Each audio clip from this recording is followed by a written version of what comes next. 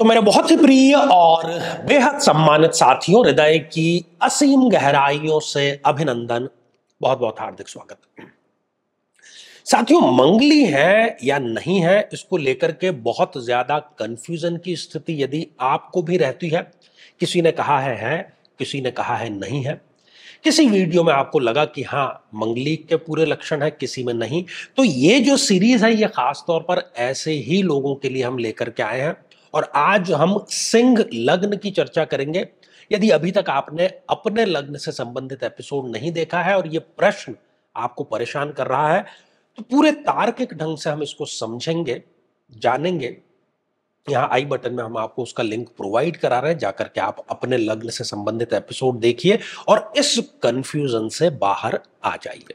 ठीक है साथियों, कई वर्षों के जन्म पत्र का अध्ययन और लाखों कुंडलियों के अध्ययन के बाद हम ये कह सकते हैं कि यदि किसी की जन्म पत्रिका में सूर्य पीड़ित है तो उसको इस ग्रह की महादशा में इन 9 लक्षणों का, इन 9 कष्टों का, पीड़ाओं का अवश्य सामना करना पड़ता है। व्यक्ति में आत्मविश्वास की बेहद कमी होना, अपने पिता से अनबन होना, पैतृक संपत्ति का न मिलना, सरकारी कार्यों में बाधा, पाचन तंत्र की खराबी, आंखों की कमजोरी, बार बार अपमानजनक स्थितियों का सामना करना, हड्डियों की कोई ना कोई समस्या बने रहना या फिर सिर दर्द रहना। लेकिन साथियों, यदि आप भी इन सभी कष्टों से स्थायी और सटीक मुक्ति प्राप्त करना चाहते हैं तो उसका तरीका है इस ग्रह की महादशा मंत्र साधना दीक्षा, जो विशेष रूप से आपके नाम, आपकी जन्मतिथि के अकॉर्डिंग की जाएगी और गुरु दीक्षा के माध्यम से अभिमंत्रित माला भी आपको प्रदान की जाएगी, ताकि न केवल ये सारे कष्ट दूर हों बल्कि ये पूरी की पूरी महादशा आपके लिए शांतिदायक और सुख समृद्धिदायक साबित हो। तो साथियों, ये जो आप एक जन्म पत्रिका देख पा रहे हैं, ये है सिंह लग्न की जन्म पत्रिका। 5 नंबर जो है वो लग्न में ही लिखा हुआ है, 5 नंबर से जन्म पत्रिका का प्रारंभ हो रहा है। तो अब मंगली है या नहीं है, एक बहुत ही आम जानकारी जो कि सभी को है कि 1, 4, 7, 8 और 12, यदि इन भावों में मंगल होता है तो उसको मंगल कंसीडर करते हैं। और मंगल का मिलान विवाह के उद्देश्य से सबसे पहले इसलिए किया जाता है क्योंकि मंगल हमारे शरीर में दौड़ रहे रक्त का कारक है।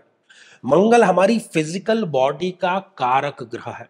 यदि फिजिकल बॉडी और दौड़ रहा रक्त ही ठीक नहीं रहेगा तो उस व्यक्ति से विवाह करने का कोई उद्देश्य पूरा नहीं होता। संतान उत्पत्ति के लिए इसका सबसे बड़ा जो योगदान है वो रहता है। तो शुरुआत करते हैं लग्न से ही।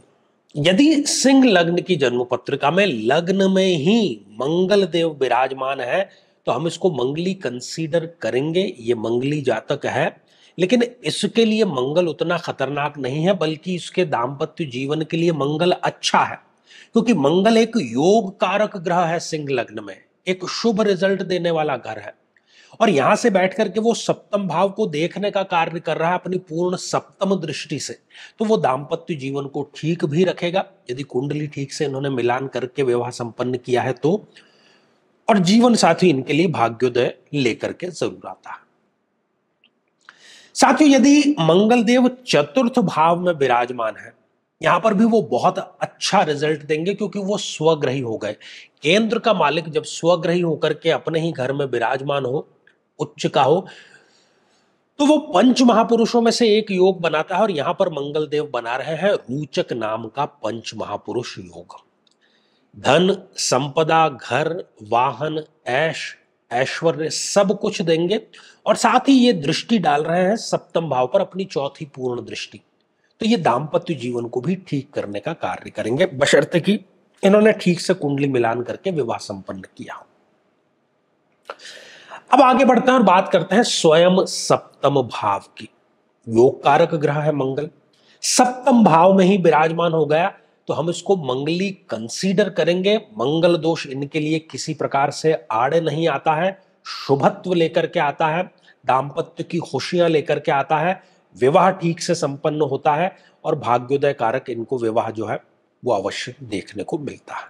ठीक है, अब आगे बढ़ते हैं और बात करते हैं अष्टम भाव की।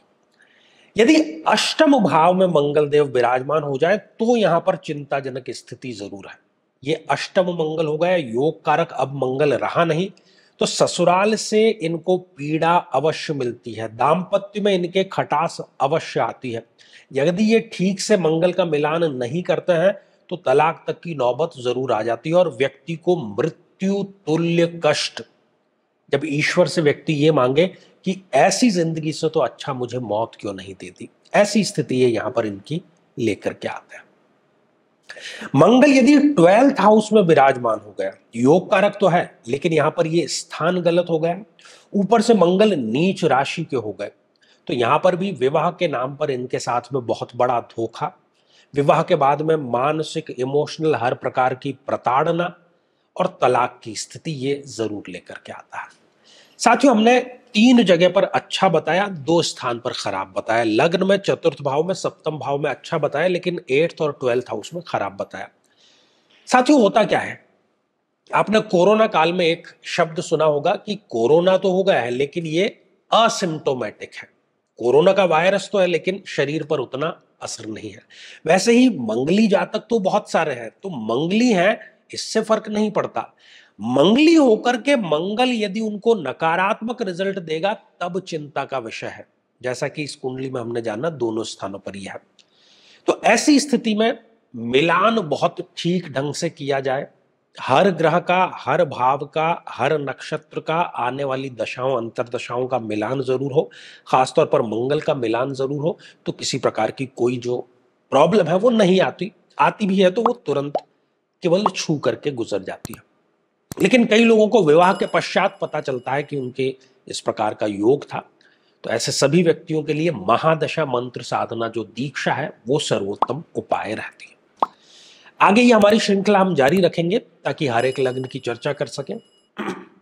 यदि आप भी चाहते हैं कि आपकी कुंडली का संपूर्ण विश्लेषण हो, समस्या का समाधान हो, तो आगामी समय में मैं स्वयं इन शहरों में उपस्थित रहूंगा। आप समय लेकर के मिल सकते हैं या फिर आप टेलीफोनिक या वीडियो कॉलिंग अपॉइंटमेंट के माध्यम से भी जुड़ सकते हैं।